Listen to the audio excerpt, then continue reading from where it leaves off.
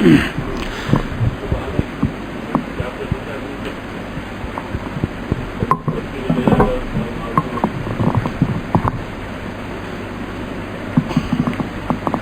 اللہ الرحمن الرحیم. ہمارے حضرت والا شیخ مرشد عارف باللہ حضرت مولانا شاہ حکیم محمد اختر صاحب دامت برکاتہم العالیہ کا یہ کلام ہے، کلام معرفت محبت، فیضان محبت کتاب سے پڑھ کے سنایا جا رہا ہے. آج کے اس کلام کا عنوان ہے دل تباہ میں فرما روائے عالم ہے. دل تباہ میں فرما روائے عالم ہے. تباہ ہو کہ جو دل تیرا محرم غم ہے، تباہ ہو کہ جو دل تیرا محرم غم ہے، اسے پھر اپنی تباہی کے غم کا کیا غم ہے، اسے پھر اپنی تباہی کے غم کا کیا غم ہے. تباہ ہو کہ جو دل تیرا محرم غم ہے، تباہ ہو کہ جو دل تیرا محرم غم ہے، اسے پھر اپنی تباہی کے غم کا کیا غم ہے، اسے پھر اپنی تباہی کے غم کا کیا غم ہے. ہزار خون تمنا ہزار غم سے،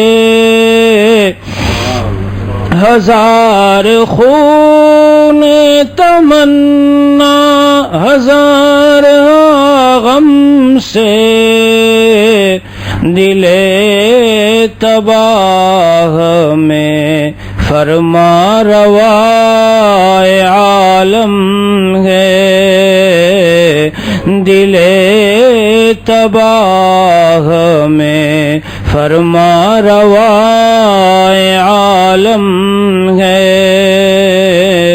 تباہ ہو کہ جو دل تیرا محرم غم ہے. حقیقت یہ ہے کہ میرے محترم دوستو، بڑے اونچے درجے کے حقائق ہیں، اور حقائق معرفت اور قرب اور محبت خداوندی ان اشعار میں حضرت والا نے سموئے ہیں. اور اس میں کوئی شک و شبہ نہیں ہے کہ جب تک انسان اپنی حرام خوشیوں کو اللہ تعالیٰ کی رضا پر قربان نہیں کرتا اور ساری ناجائز خواہشات کو حکم الہی کی وجہ سے چھوڑ نہیں دیتا اور ان کا خون نہیں کر دیتا، تب تک اسے اللہ تعالیٰ کے قرب کا وہ خاص مزہ اور خاص لطف دل میں محسوس نہیں ہوتا.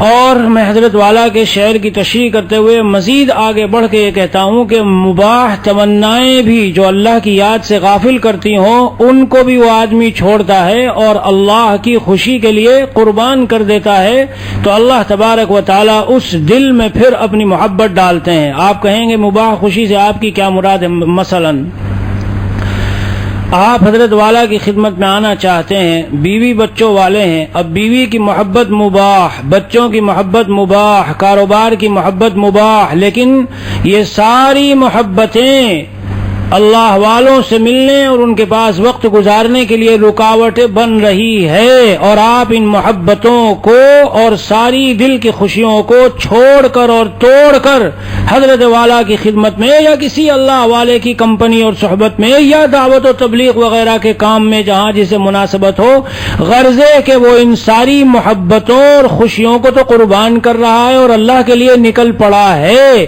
تو میرے دوستو، جب تک یہ بات پیدا نہیں ہوتی حضرت والا فرماتے ہیں اللہ سے قرب کا عالم نہیں ملتا۔ جب آدمی پیاری محبوب بیوی کو اور چھوٹے چھوٹے بچوں کی محبت کو چھوڑتا ہے اور چھوڑ کر کے وہ چلتا ہے اور ان خوشیوں کو مٹا دیتا اور اللہ کو پانے کے لیے، اللہ کو ڈھونڈنے کے لیے اولیاء اللہ کے پاس جا کے پڑ جاتا ہے، کون کہتا ہے کہ دل نہیں ٹوٹتا بچوں کی دوری سے اور بیوی کی دوری سے اور کاروبار کو چھوڑنے سے؟ کون کہتا ہے کہ اس خوشی کی وجہ سے دل پہ غم اور صدمہ نہیں آتا؟ ضرور آتا ہے میرے دوستو، لیکن جناب رسول اللہ صلی اللہ علیہ وسلم نے وعدہ فرمایا، حدیث قدسی ہے، انا عند المنکسرۃ قلوبہم لاجلی، میں ان دلوں کے پاس ملتا ہوں جو دل میری خاطر ٹوٹے ہوئے ہوں۔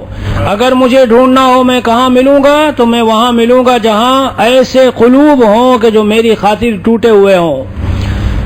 صاحب مشکات کے حاشیے میں محشی نے جہاں ابواب الجنائز میں یہ روایت آئی ہے اور اس میں مضمون آیا کہ بیمار سے ملا کرو اور اللہ تعالیٰ قیامت کے دن پوچھیں گے میں بھوکا تھا تم نے مجھے کھانا نہیں کھلایا، میں پیاسا تھا تم نے مجھے پانی نہیں پلایا، اگر پلا دیتے تو اس کا اجر ملتا، اگر کھلا دیتے تو اس کا اجر ملتا۔ لیکن بیمار کی بات جہاں آئی ہے میرے دوستو، اس میں یہ ارشاد ہے کہ اگر تم وہاں آتے اس بیمار کے پاس تو مجھے پاتے، وہاں میں ملتا۔ مشکات کے طلباء کو یہ روایتیں میں پڑھا رہا تھا تو میں نے پوچھا، سب سے پوچھتا ہوں بتاؤ بیمار سے کس نیت سے ملنا چاہیے؟ اب وہ ساری نیتیں کسی کو ذہن میں ہی نہیں، ایک بتاتا ہے، دوسرا دوسری بتاتا ہے، ایک اور بتاتا ہے، ایک اور بتاتا ہے، غرض ہے کہ وہ سب ذہن میں نہیں۔ میں مفتی حسین بھیات کی عیادت کے لیے گیا، وہاں ایک دو اور تھے علماء، جب ہم نکلنے لگے میں نے ان سے کہا کچھ میں تم کو سکھاتا ہوں، کچھ تم مجھے سکھاؤ، ہم جو حضرت مفتی صاحب کے پاس آئے تھے تو کیوں آئے تھے بتاؤ، کیا کیا نیتیں دل میں رکھنی چاہیے جب کسی بیمار کے پاس جائیں، کیا کیا دل کے اندر تصورات ہونے چاہیے، اللہ تعالیٰ اسی کے مطابق پھر معاملہ فرماتے ہیں۔ مثلا نمبر 1 طلبہ کو میں نے کہا یہی سب سے بڑی نیت ہے اور یہی طلبہ کے ذہن میں نہیں تھی کہ جب تم بیمار کے پاس جاؤ تو یہ نیت کرو مجھے یہاں اللہ ملے گا۔ اللہ تعالیٰ نے اپنے پانے کے راستے بڑے آسان کر دیے۔ ہم حضرت شیخ اپنے شیخ و مرشد کی خدمت میں آتے ہیں، کسب فیض بھی نیت ہو اور بیمار کی عیادت بھی نیت ہو تو اس راہ سے بھی اللہ ملیں گے، اس راہ سے بھی اللہ ملیں گے۔ میر صاحب دامت برکاتہم کی خدمت میں آتے ہیں تو اس نیت سے جاؤ وہاں کہ مجھے عیادت کرنی ہے، جب عیادت کی نیت سے جاؤ گے دوستو تو گھر بیٹھے جہاں اللہ مل رہا ہے۔ حدیث صریح میں یہ مضمون موجود ہے، بیمار کے پاس جاؤ عیادت کے لیے تو وہاں اللہ کو پالو گے۔ اور کیا نیت؟ 70,000 فرشتے صبح سے شام تک دعا پر لگا دیے، آپ نے ڈیوٹی لگا دی ان کی، ایک بیمار کی عیادت کی ڈیوٹی لگ گئی۔ اور کیا نیت؟ ادائے حق مسلم، ایک مسلمان کا میرے اوپر حق ہے کہ میرا مسلمان بھائی بیمار ہے، میں جاؤں اور جا کر کے اس کی دیکھ بھال کروں، تو یہ ایک حق کی ادائیگی ہو رہی ہے۔ اور کیا نیت؟ جناب رسول اللہ صلی اللہ علیہ وسلم نے فرمایا جب تم کسی کو مبتلا دیکھو نا کسی مرض وغیرہ میں اور یہ دعا پڑھ لو، الحمدللہ الذی عافانی مما ابتلاک بہ وفضلنی علی کثیر ممن خلق تفضیلا، تو تم چاہے جتنی لمبی زندگی گزارنا تمہیں وہ بیماری چھوئے گی نہیں، اس سے محفوظ ہو جاؤ گے۔ کتنی عظیم الشان نیت، کتنا عظیم الشان فائدہ۔ لیکن میرے بھائیو علماء نے لکھا ہے کہ جب یہ دعا پڑھے تو بلند آواز سے نہ پڑھے تاکہ سامنے والے کو جو بیمار ہے ایذا نہ ہو۔ عافانی مما ابتلاک بہ، تو ذرا بلند آواز سے نہیں، ہلکی آواز سے پڑھیں، ہلکی آواز سے۔ تو میرے عرض کرنے کا منشا یہ ہے، پھر اس کو تسلی دینا بھی مقصود ہو کہ میں جاؤں گا تو تسلی دوں گا، پھر کچھ رقیہ وغیرہ جو کچھ تم کر سکتے ہو تو پڑھ کے دم کرو، جو مسنون دعائیں ہیں وہ مسنون دعائیں پڑھوں گا، یہ سب نیتیں لے کے جائے تو اللہ تبارک و تعالی ملتا ہے۔ تو حضرت والا کا یہ شعر جو ہے کہ دل تباہ میں فرما روائے عالم ہے، جب بندہ اللہ تعالیٰ کے لیے اپنی حرام خوشیوں کو، ناجائز خوشیوں کو چھوڑے گا تو یہ نہ سمجھنا کہ دین اتنا آسان ہے یا اللہ کا سودا اتنا سستا ہے کہ دل کو توڑو بھی نہیں اور دل پر کچھ پہاڑ اور دل پر کچھ چھریاں بھی نہ چلے اور اس کے ٹکڑے بھی نہ ہو اور آسانی سے ایسے ہی اللہ مل جائے. اگر ایسا ہوتا دوستو تو یہ عرب کے جتنے مشرک تھے لا الہ اگر ان کو نہ کہی جاتی اور کہا جاتا اللہ اللہ کر لو تو سارے تیار تھے، سارے تیار تھے. حضرت نبی اکرم صلی اللہ علیہ وسلم کے پاس کی خدمت میں جب تشریف لائے اور چچا سے جا کے کہا تو کیا کہا تھا؟ یہی تو کہا تھا ہمارا اختلاف اللہ اللہ کے ذکر میں نہیں، لیکن ہمارے معبودوں کی نفی کیوں کر رہے ہیں؟ یہ لا الہ نہ کہیں. شادی آ رہی ہے، خوشیاں آ رہی ہے، حرام خوشیاں ہیں نبی کے طریقے کے خلاف. کیا کہتا ہے جوان؟ ارے مولوی صاحب کو کہنے دو، یہ لمحے زندگی میں بار بار نہیں آتے، منا لو خوشیاں جو منانی ہے، بار بار شادیاں نہیں ہوا کرتی. تو یہ فقیر طلباء سے عرض کر دیتا ہے اور بیانات میں بھی کہ جو اللہ کا نیک بندہ ہوگا وہ بھی یوں ہی کہے گا یہ لمحے مجھے بار بار نہیں ملیں گے، میرے پاس ایک چاند سے ایک موقع ہے اللہ اور رسول کو خوش کرنے کا، چاہے ساری کائنات ناراض ہو کر گزروں گا، پھر بار بار یہ لمحے نہیں ملتے. آج مجھے ایک موقع ملا ہے کہ میری نکاح اور شادی کا موقع ہے، جو جیسے مسائل ہوں، جیسے حالات ہوں، سارا گھر ناراض ہو، سارے اقربا اعزاء ناراض ہو، لا الہ پڑی ہی اسی لیے ہے. یہ انگلش والے بیچارے جو نا انگلش میں کہتے ہیں کہ لیو می الون، مجھے تنہا چھوڑو، مجھے کچھ نہ کہو، میں اور میری لائف، تم کو کیا مطلب.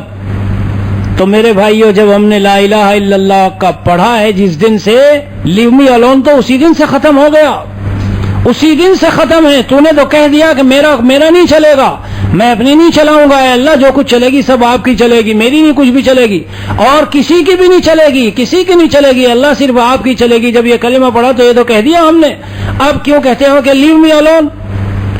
یہ جملہ بظاہر تو ایک چھوٹا سا جملہ ہے، لیکن آپ کو میں بتا دوں مغربی تہذیب کا جو زہر ہے، زہر اس کے زہریلے اثرات جو ہمارے بچوں میں پیدا ہوتے ہیں اس کا اثر ہے یہ، وہ زہریلا اثر. کیوں؟ وہ کہتے ہیں، ہر جوان کہتا ہے میں، میری لائف، میری جوانی، میری زندگی، مجھے کوئی ٹچ نہ کرے، کوئی کچھ نہ کہے، میں آزاد ہوں، میں کسی کا غلام نہیں، میں جیسے چاہوں زندگی گزاروں. تو یہی چیزیں پھر ہمارے جوانوں میں آتی ہے کہ وہ بھی کہتے ہیں اے مجھے اپنا الگ چھوڑ دو، مجھ سے کچھ نہ کرو، باتیں نہ کرو، مجھ سے کچھ مت کہو. حالانکہ میرے محترم دوستو یہ سارا جسم اوپر سے نیچے تک اللہ تعالیٰ کی دی ہوئی امانت ہے.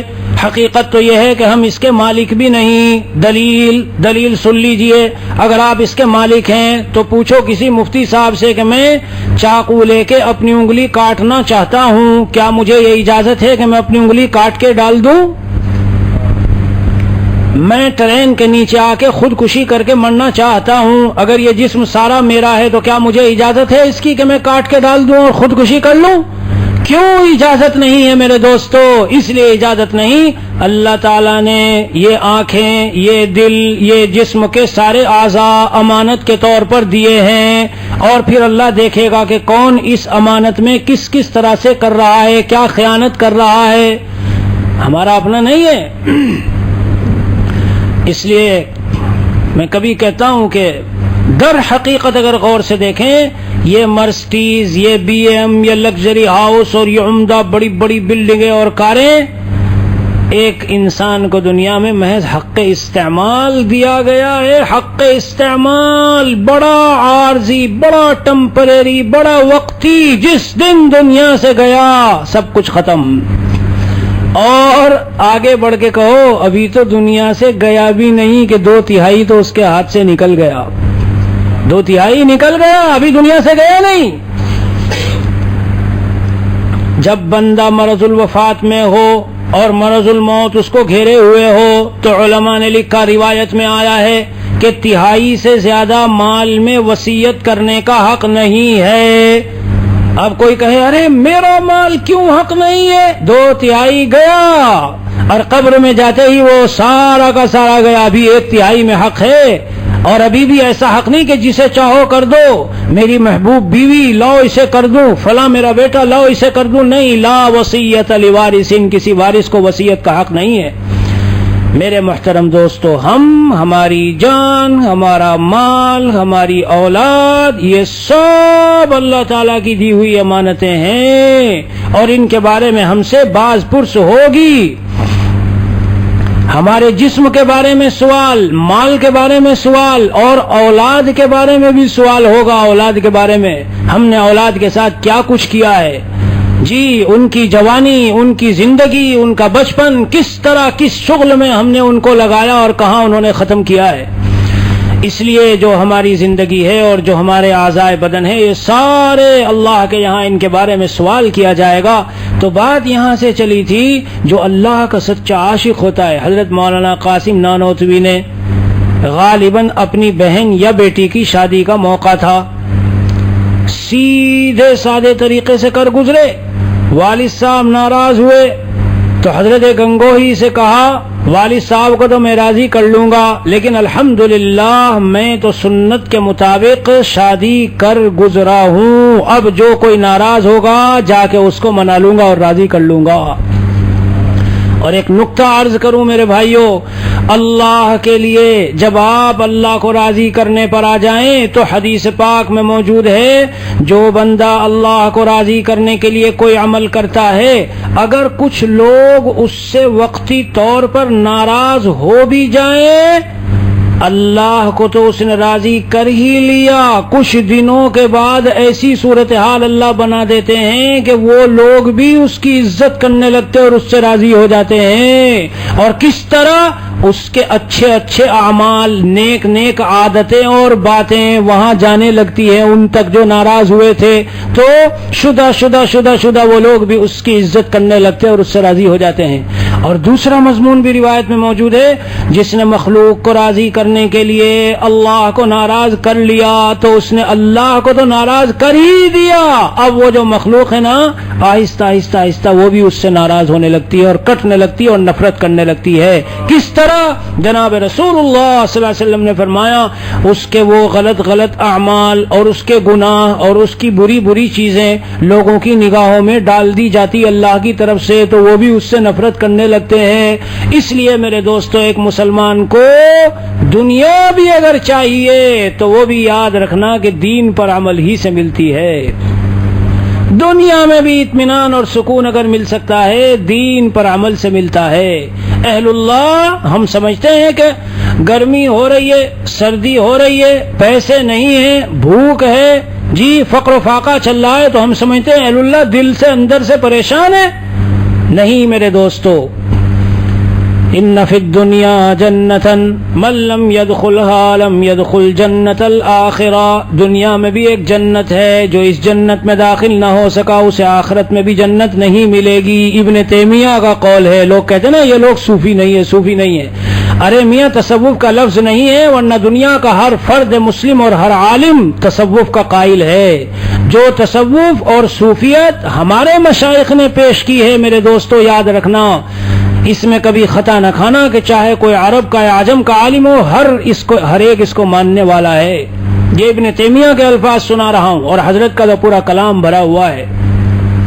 جو آپ خوش ہیں تو ہر سو بہار کا عالم، جو آپ خوش ہیں تو ہر سو بہار کا عالم، جو آپ خوش ہیں تو ہر سو بہار کا عالم، وگر نہ سارا یہ عالم ہی عالم غم ہے، وگر نہ سارا یہ عالم ہی عالم غم ہے۔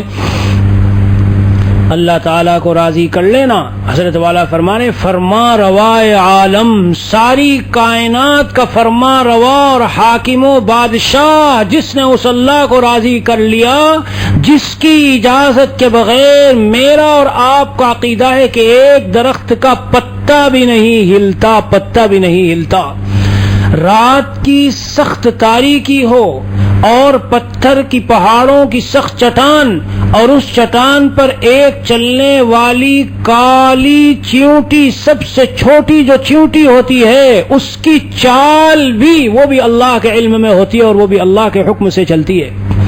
تو ہمارے اور آپ کے حالات کہ جی بیٹا نافرمانی پہ اتر آیا اور بغاوت پہ اتر آیا، کہنا نہیں مان رہا ہے، نافرمان ہو گیا ہے، گھر جہنم کا نقشہ بنا ہوا ہے، بیوی اور شوہر کی رات دن کی لڑائی، اولاد بھی عاجز آ گئی ہے اور پریشان۔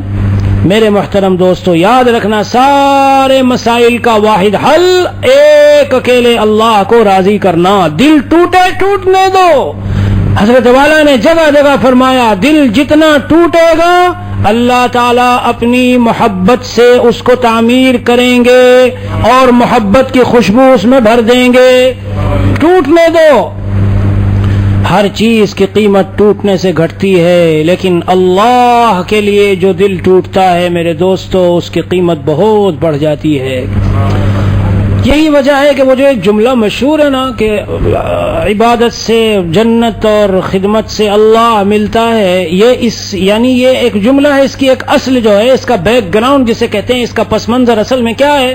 جب ایک آدمی تو نفلیں پڑھ رہا ہے اور روزے رکھ رہا ہے اور تلاوت کر رہا ہے، ایک آدمی خدمت میں لگا ہوا ہے، تو خدمت میں لگ کر اس کا دل ٹوٹتا ہے اور اسے لگتا ہے کہ میں کچھ نہیں کر رہا اور میں ایسے لگا ہوا ہوں، اور اس میں تواضع اور انکساری اور عاجزی اور رقت قلب اس کے اندر آتی ہے، تو یہ جو ٹوٹا ہوا دل ہوتا ہے میرے دوستو یہ اللہ کو محبوب ہوتا ہے۔ اور اسی لیے گناہوں سے بچنے والا ایک آدمی وہ ہے کہ جو نوافل نہیں پڑھتا، تسبیحات نہیں پڑھتا، اوابین نہیں پڑھتا، لیکن وہ گناہوں سے بچتا ہے۔ تو حضرت نبی اکرم صلی اللہ علیہ وسلم نے فرمایا، اے ابو ہریرہ اتق المحارم تکن اعبد الناس، تو سب لوگوں میں سب سے زیادہ عبادت کرنے والا ہو جائے گا۔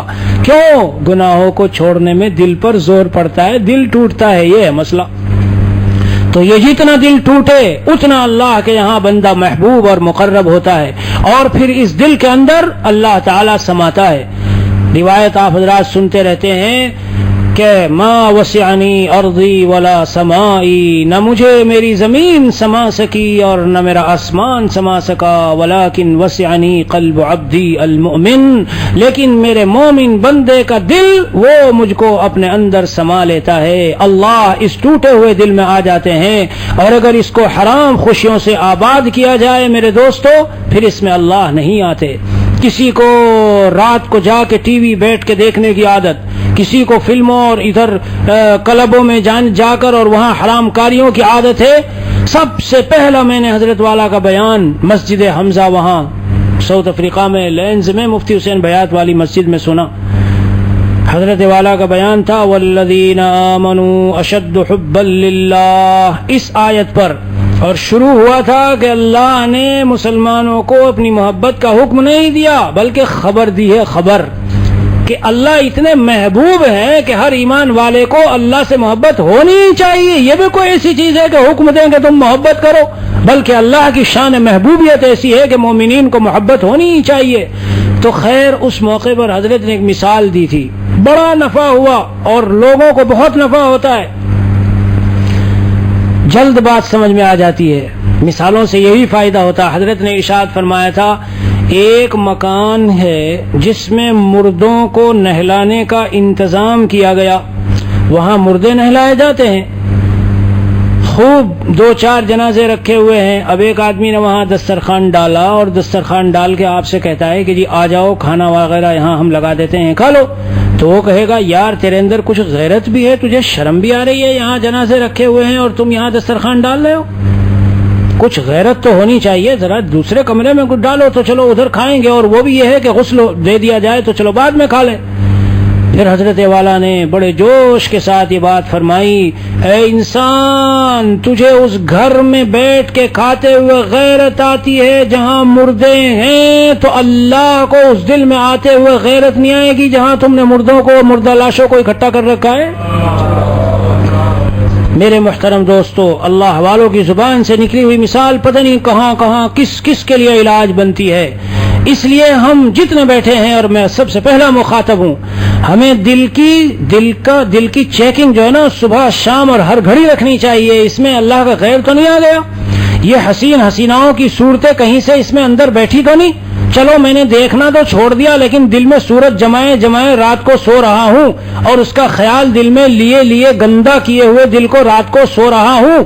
کیا میری لا الہ الا اللہ کا یہی تقاضا ہے؟ مولانا جان نکلی جاتی ہے، عشق بہت زیادہ آگے بڑھ چکا ہے، آسان نہیں ہے چھوڑنا. تو یاد رکھیے کہ جس طرح سے، جتنی قوت سے، جتنی شدت سے اور جتنے پاور اور طاقت اور ہمت سے حضرت والا نے فرمایا تم یہ مجاہدہ اٹھاؤ گے، اللہ تعالیٰ بھی اتنا حلوہ ایمانی تمہارے سینے میں اتار دے گا. جتنا مجاہدہ اتنا حلوہ ایمانی قلب میں ملتا ہے اور اللہ کی طرف سے مٹھاس ملتی ہے. تو میرا ہی واقعہ، لیکن بہرحال کبھی کبھی بیان کرنے میں حرج نہیں. جب میں ایک مرتبہ سحر کے اندر تھا، بہت سخت سحر، یعنی روزانہ رات کو مجھے محسوس ہوتا تھا کہ آج صبح تک میری زندگی کا سوال نہیں ہے، میں مر جاؤں گا ضرور، بالکل یہ یقین. تو میری وصیتیں بھی لکھی رکھی ہے. بعض دنوں میں اٹھا اور وصیت لکھ دی کہ آج تو بالکل کوئی سوال نہیں ہے، بچنے کا زندگی نہیں ہے. اسی حالت میں ایک وہاں آیا یہ عامل، میں بھی چلا گیا، لوگ جا رہے تھے، بہت اور بڑا شہرا تھا. میں جب ان کے پاس پہنچا تو میں نے پہلے بھی یہاں عرض کیا، تو لکھا اس نے کاغذ پر جوگی جگپال، اور کہتا ہے کہ پانی میں ڈالو اور اس کو پیو. اور ایک پہ لکھا جوگی جگپال اور کہتا ہے کہ ہاتھ میں باندھ لو. کتنے دن؟ 4 مہینے. ناپاک جادو ہے، جب تک یہ نہیں کرو گے تو نہیں نکلے گا. میں نے ان سے عرض کیا کہ اگر یہ ناپاک ہے یا پاک ہے یا کچھ بھی ہے، آپ مجھے کچھ قرآن و سنت کی دعائیں اگر آپ کے پاس ہوں وہ بتا دو، میں پڑھتا رہوں گا، جو کچھ ہوگا شفا مقدر ہوگی ہو جائے گا، اور نہیں تو نہیں، لیکن یہ میں نہیں کر سکوں گا. تو میرے دوستوں مجھے اس سے آگے کی بات بتانی ہے. انہوں نے مجھ سے یہ کہا کہ پھر آپ کو نفع نہیں ہو سکتا، اور میں کافی الجھن میں تھا، لیکن میں نے وہ اس کے واپس کر دیے اور پھر لوگوں کو بتایا کہ یہ شرک پھیلا رہا ہے. یہاں حضرت والا نے ہمارے الحمدللہ وہاں لوگوں کو توبہ کروائی تھی اور تجدید ایمان بھی کروائی تھی جنہوں نے اس سے علاج کرایا تھا. تو میں آپ کو جو اصل مضمون جس سے چلانا بتا دوں کہ اس سے اٹھنے کے بعد جو میں نے ظہر کی نماز پڑھی، پوری میری ماضی کی زندگی اور آج تک کی زندگی میں نے کبھی ایسا سجدہ مجھے یاد نہیں ہے کہ نصیب ہوا ہو. میں سجدے میں گر کے اتنا بے تحاشا رویا، اتنا مجھے گریا اس دن، پورے دن پوری رات اتنا رونا آیا کہ یہ آدمی مجھے کہتا تھا کہ اعمال قرآنی میں کوئی طاقت نہیں ہے. یہ آدمی کہتا تھا کہ قرآنی اعمال میں نے ٹرائی کر لیا لیکن نفع نہیں ہوتا، جب تک یہ شرکیہ منتر جادو میں نہ کروں جب تک نفع نہیں ہوتا. یعنی گویا یہ کہہ رہا ہے کہ اس روئے زمین پر کوئی معاملہ ایسا بھی ہے جو اللہ کی اجازت کے بغیر چل رہا ہے، کوئی جادو ایسا بھی ہے جو اللہ کی اجازت کے بغیر چل رہا ہے. اور اب میں کھل کے یہ اعلان کرتا ہوں بحمداللہ، ہزاروں کے مجمع میں ہندوستان جا کے میں نے کہا سن لو، اللہ کو مضبوطی سے پکڑو، جادو منتر سب ختم، سب ختم، سب ختم. ہمارے عقیدے کمزور ہو گئے، عقیدے، اللہ کی ذات کے ساتھ تعلق، محبت، والہانہ ربط. اللہ تعالیٰ کی طرف سے آزمائش ہے، میرا اللہ ہے، آزمائش بھیجیے، میں اللہ سے بھیک مانگتا رہوں گا، اللہ میں آزمائش کے قابل نہیں، مجھے معاف کر دے، مجھ سے آزمائش اٹھا لے. سال کے لیے بھیجی، 5 مہینے کے لیے بھیجی، 5 سال کے لیے بھیجی. میرا اور آپ کا ایمان ہے کہ اس کا بھیجنے والا کوئی نہیں سوائے اللہ کے، اور اس کا ہٹانے والا کوئی نہیں سوائے اللہ کے. وَإِن يَمْسَسْكَ اللَّهُ بِضُرٍّ فَلَا كَاشِفَ لَهُ إِلَّا هُوَ. اگر کوئی بھی تکلیف تمہیں پہنچی اس کو دور کرنے والی ایک اکیلی ذات اللہ کی ہے، دوسرا کوئی نہیں ہے. ہاں کوئی نہیں ہے دوسرا. میرے دوستو آیت الکرسی پڑھ لی، اللہ کا نام لے لیا، معوذتین پڑھ لی، الحمدللہ اس مرحلے سے گزر کے آج میں اس نتیجے پہ پہنچا ہوں کہ دنیا میں کوئی طاقتور سے طاقتور جادو نہیں ہے جو اللہ کے حکم سے ایک اتنے سے درجہ آگے بڑھ سکے. اللہ کا فیصلہ ہے، جادو نفع نقصان پہنچا رہا ہے، جب اللہ کا فیصلہ ہوگا ختم. جن لوگوں نے ان سے علاج کرایا تھا ابھی تک عاملوں کے پیچھے پھر رہے ہیں، اور خدا تعالیٰ کے فضل و کرم سے احقر بالکل صحت یابی کے ساتھ یہاں آپ کے سامنے بیٹھا ہے۔ ان سے جنہوں نے علاج کرایا وہ پریشان پھرے، اور اللہ کے فضل سے حضرت مولانا افتخار الحسن صاحب کاندھلوی کو میں نے فون کیا، فون پہ ان کے بیٹے نے فون اٹھایا، بتایا کہ مولانا فخر الدین صاحب کو جب ایسی حالت پیش آئی تو مجھے حضرت شیخ عبد القدوس گنگوہی نے خواب میں آ کر بتلایا تھا کہ یہ آیتیں اتنی اتنی مرتبہ پڑھو، فلما القوا الی آخرہ کی آیتیں 3 دن کا عمل بحمد اللہ قرآن سے احقر نے کیا، وہ سارے اثرات مندمل ہوتے اور ختم ہوتے چلے گئے۔ کون کہتا ہے کہ قرآن میں طاقت نہیں؟ اللہ کو ہم اس شان سے پکارتے نہیں ہے، پرابلم یہ ہے ہم تو بس ڈھیلے ڈھالے، کیا مطلب؟ لفظ اللہ سامنے اور کوئی چیز رہ جائے، یا سلامو سامنے اور پھر بے چینی؟ حضرت والا کے کلام میں ہے جو نام اللہ کا لو اس کا عکس اور اس کی تجلی اور اس کی کرنیں آپ کے اوپر پڑنی شروع ہو جائیں گی۔ کتنی پریشانی ہے، آپ ذرا صحیح عقیدے کے ساتھ یا سلام کہہ کے اللہ کو پکاریے۔ کیسا دشمن ہے؟ حضرت والا نے سکھایا تھا یا قہارو ہر نماز کے بعد 7 مرتبہ پڑھیے۔ کون ہے جو اللہ کی طاقت پر غالب ہے؟ کون کہتا ہے کہ ناپاک اور فلاں فلاں جادو اور یہ جادو اور وہ جادو؟ دلیل بتاؤں؟ میں نے طلبہ سے سب سے کہا خطاب کر کے وہاں، اگر ایسا کوئی کالا جادو ہوتا جو اللہ کی اجازت کے بغیر ایسے لوگوں کو مار دیا کرتا تو سارے صحابہ اور سب سے پہلے جناب رسول اللہ صلی اللہ علیہ وسلم کوئی روئے زمین پر زندہ نہ بچتا، کوئی زندہ نہ بچتا۔ حضرت کا ایمانی جملہ ہے، ایمانی جملہ ہمارے حضرت والا کا ایمانی جملہ ہے کہ جب صحابہ اپنے سینوں میں تلواریں لٹکائے پھرتے تھے تو انہیں تعویذوں کے لٹکانے کی ضرورت نہیں پیش آتی تھی۔ اب ہم نے وہ نکال دی تو ہر آدمی کے جس کے گلے میں دیکھو تعویذ، جس کے ایک روایت صحابہ کرام کے اس میں ملتی ہے، ایک صحابی کا عمل۔ میں مباح ہونے کا انکار نہیں کر رہا ہوں، لیکن سنیں، ہم یہاں تقوی سیکھنے آئے، اونچی بات سیکھنے آئے، قرب کی اعلیٰ سطح اور منزل سیکھنے آئے، صرف مباح پر اکتفا کرنے نہیں آئے۔ میرے دوستو، اگر یہ فضا عام ہوتی تو حضرات صحابہ کرام کے گلوں کے اندر ارے یہ تو ہندوانہ جادو ہے، کالا جادو ہے، ابو بکر رضی اللہ عنہ آپ گلے میں تعویذ ڈالو ورنہ کالا جادو مار دے گا، ایسی باتیں کیوں نہیں پائی گئی صحابہ کرام میں؟ ان کے پاس تو ایمان کی وہ طاقت تھی کہ جس وقت وہ اپنے اللہ کو پکارتے تھے سب کچھ چھٹ جاتا تھا، سارا سب چھٹتا نظر آتا تھا۔ میرے بھائیوں، آپ صلی اللہ علیہ وسلم کے زمانے میں، دور نبوت میں، اس میں لکھا عبد الرحمن صاحب کے والد عثمان صاحب 13 کیا ڈی والے ان کو باہر صحن میں حسن صاحب بلا رہے ہیں۔ حضرات صحابہ کرام کے زمانے میں کیا ہوتا تھا کہ جب وہ کسی جنگل میں جاتے اور وہاں اپنا پڑاؤ ڈالتے تھے تو دور جاہلیت کا رواج تو یہ تھا، وہ کہتے تھے اعوذ بعظیم ھذا الوادی، اس وادی کا جو عظیم جن ہے، بڑا جن، ہم اس کی پناہ میں آتے ہیں۔ تو وہ شیاطین کچھ کہتے نہیں تھے کہ اچھا ٹھیک ہے تم نے ہماری پناہ لے لی۔ جب جناب رسول اللہ صلی اللہ علیہ وسلم آئے، صحابہ کو سکھایا کہ اعوذ بعظیم ھذا الوادی چھوڑ دو، جب تم کہیں پڑاؤ ڈالو تو اپنے اللہ کی پناہ میں آؤ، کہو اعوذ بکلمات اللہ التامات من شر ما خلق، میں اللہ کے کلمہ تامہ کے ذریعے سے ساری مخلوق کے شر سے پناہ چاہتا ہوں۔ اور معوذتین تو میرے دوستو اتری ہی اسی لیے ہے، معوذتین کا تو نزول ہی اسی لیے ہوا ہے۔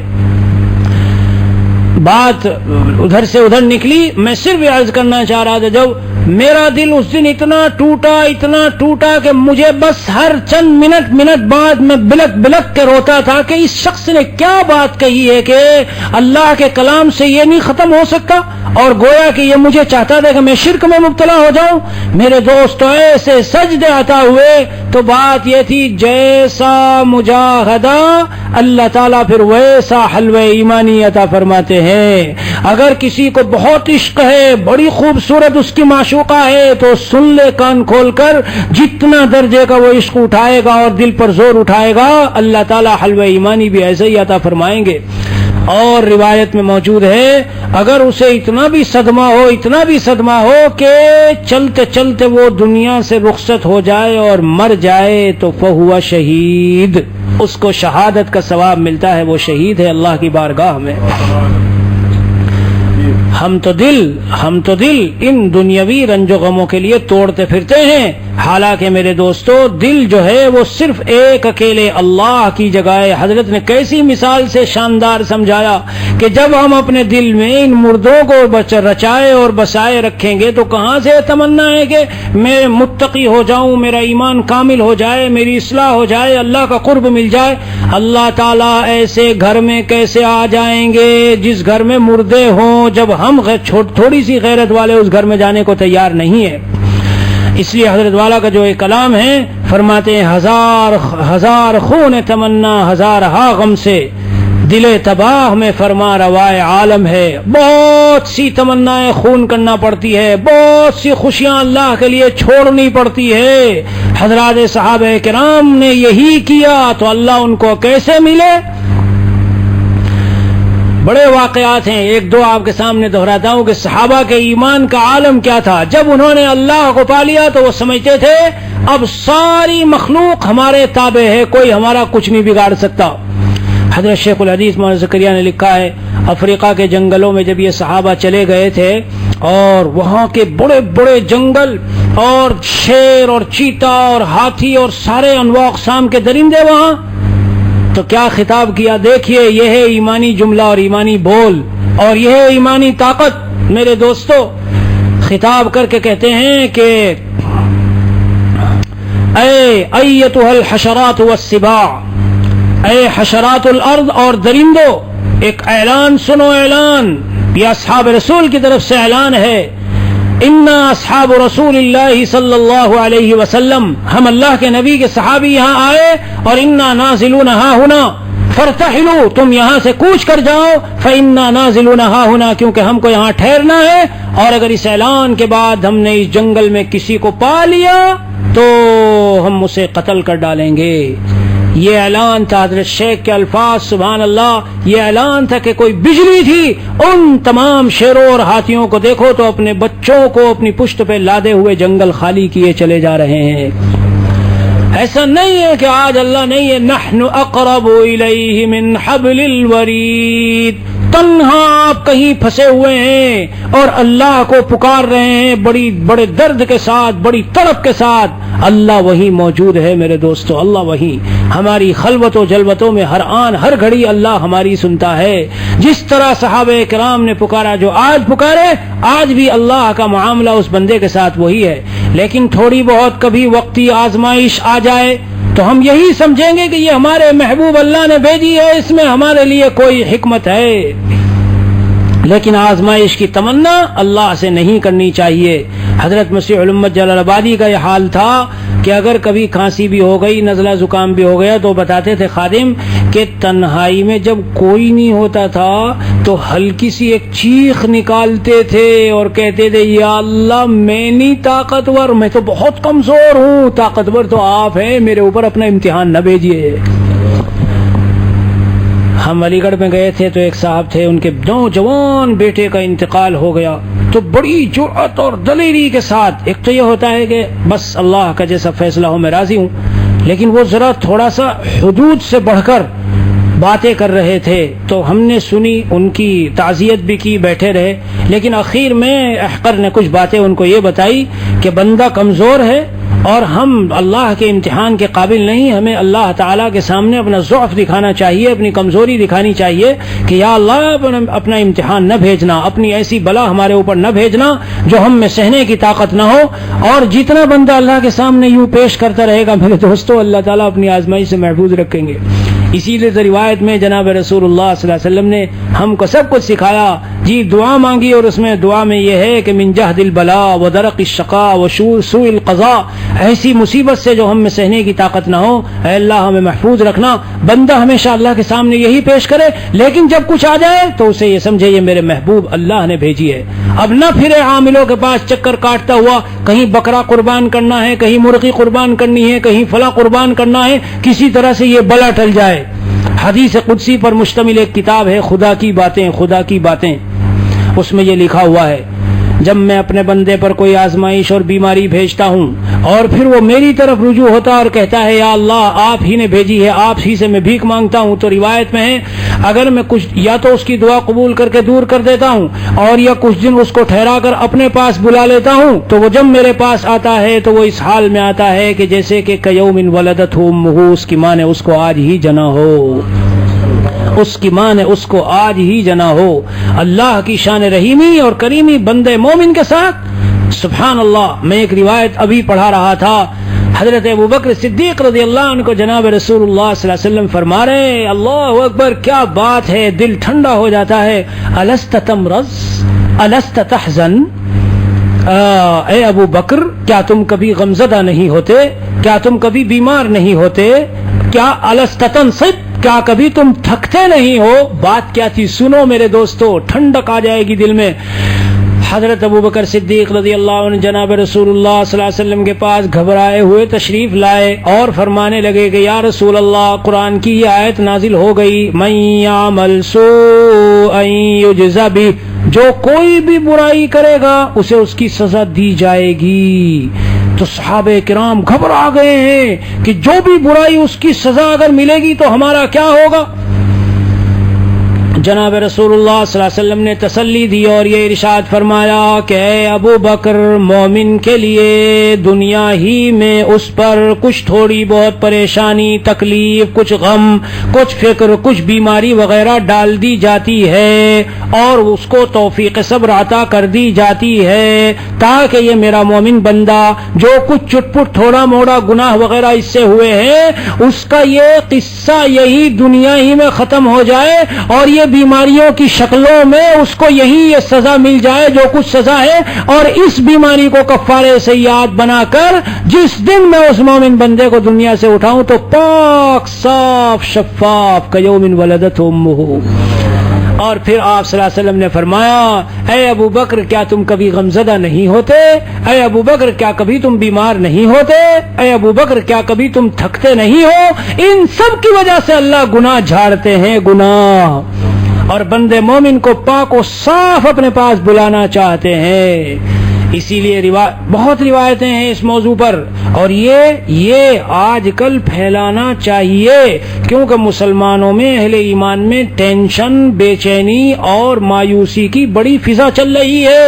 اس لیے ایسی روایتیں جن میں یہ بتایا گیا کہ ایمان والا جمع رہے، اللہ کی رحمت سے مایوس نہ ہو، کہ حق میں ہر قصہ اس کے لیے خیر کا سامان ہے، نظر آئے نہ آئے، جس دن دنیا سے جائے گا آنکھ بند ہوگی۔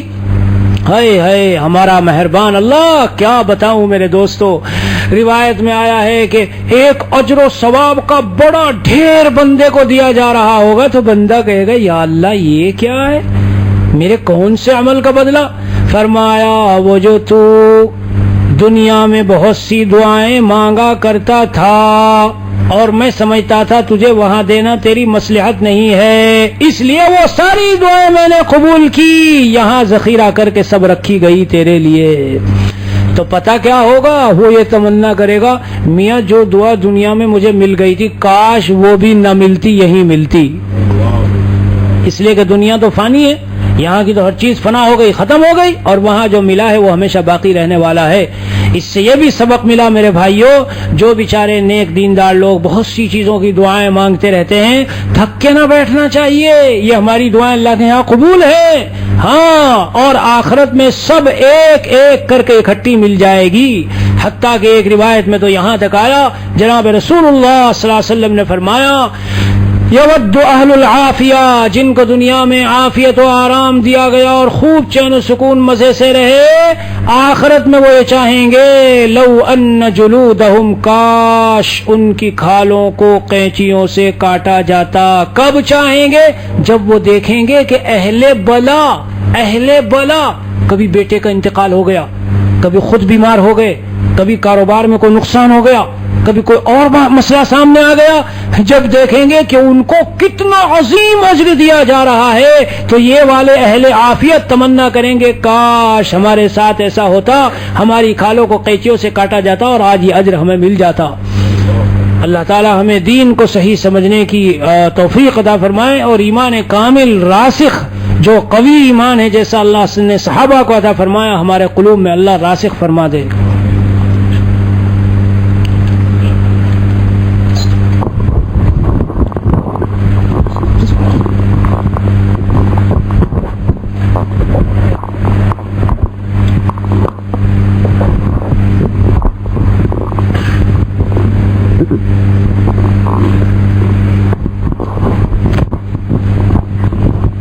السلام علیکم ورحمۃ اللہ وبرکاتہ۔